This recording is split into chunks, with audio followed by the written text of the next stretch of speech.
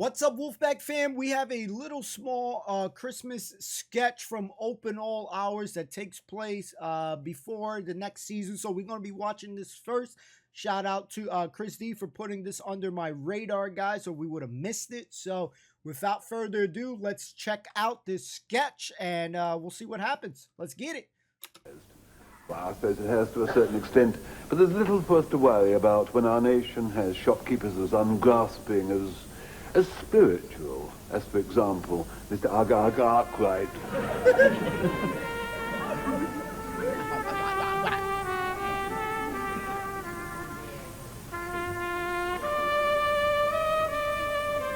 The man.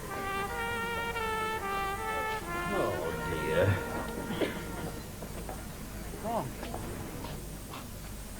Hey there, Brian. I'm standing in this empty shop, that's where I am. Hey, what are you doing in the shop? Look, forget about the shop today. I've got just the thing for that. It's a first aid shelf, help yourself. It's me party pooper. Oh, that's a damn shame, a chap of your age. No, I usually go down very big with one of these. Oh, yeah. Here comes Granville, all the girls say, with his party pooper. Anyway, what you got your overall on for? You don't need your overall on Christmas Day. For force of habit. For force of habit. And that 4 4 to 16, that is too much habit. Oh. Listen, clear all them crumbs up, come on. Anyway, it's about time you had your party frock on, not your overall, because we are due at Nurse Gladys Emanuel for Christmas din-din.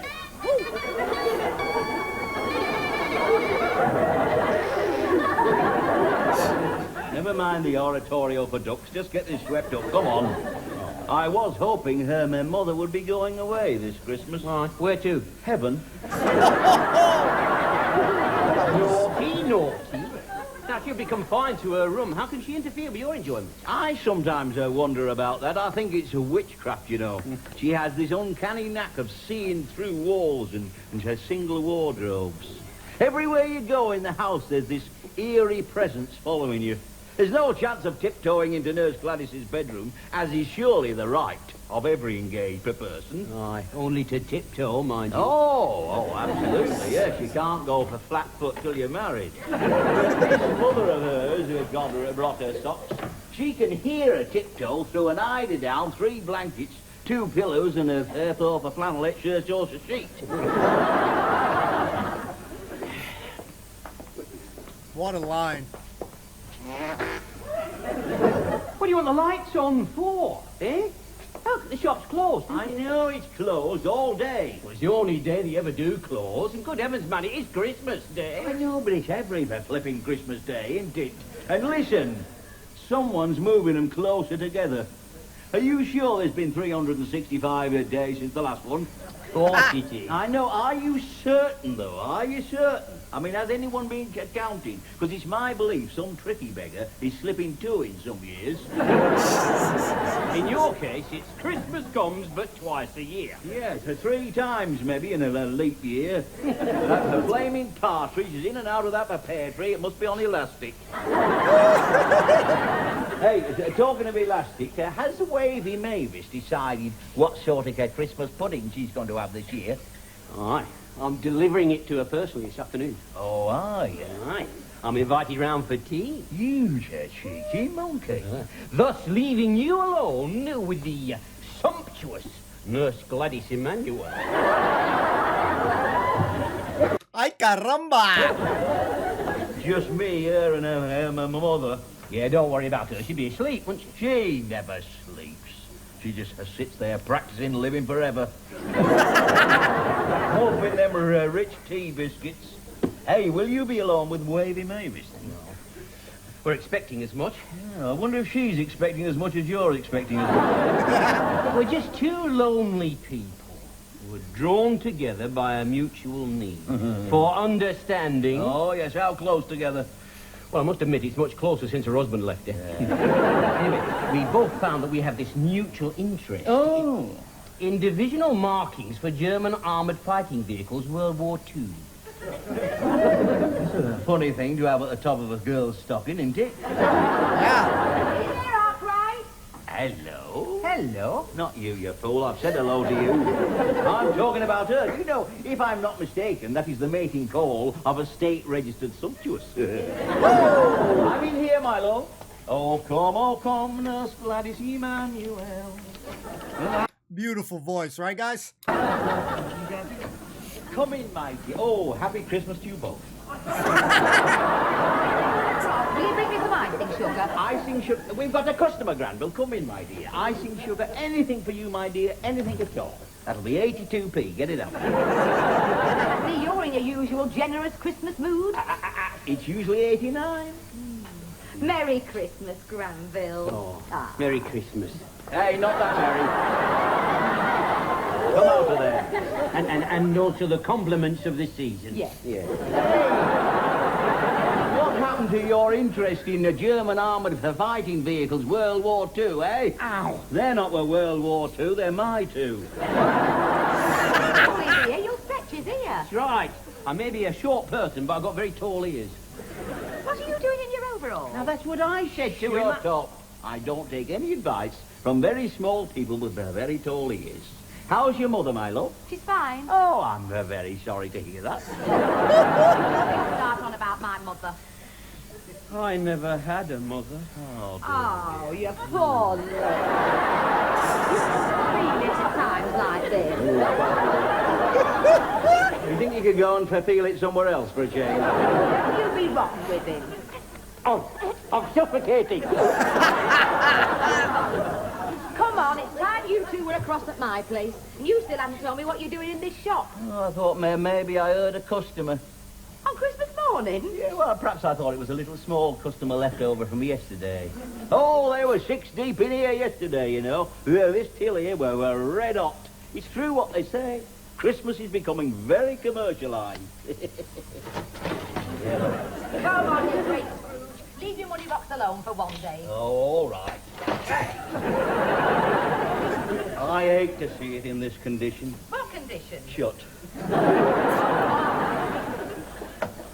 Will you be turning the lights off? No, I think maybe I'll leave just one on as a sort of beacon for the weary customer. A little light shining out for the benefit of some poor lost soul who might still have a few bob in his pocket. Poor That's guy. going to get worse before it gets better. All right, Lord, all right. I'll shut for today. All day. Now, I don't want you to presume, Lord, that I'm trying to teach you your business, but I hope you'll remember this little gesture of mine when it comes to our January sales. I mean, you scratch my back, Lord, you know what I mean. Are you coming? I'm coming, love, I'm coming. Oh, what a wasted opportunity. I must say, you know, Lord, I do sometimes wonder why you considered it necessary to get yourself born on a bank holiday.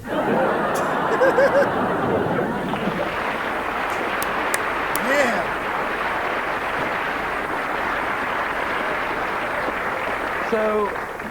So just as reluctantly we too shut up shop, it just remains for me to thank the congregation for rising so well to the occasion. And may I be the first to wish you all a Merry Christmas 1983.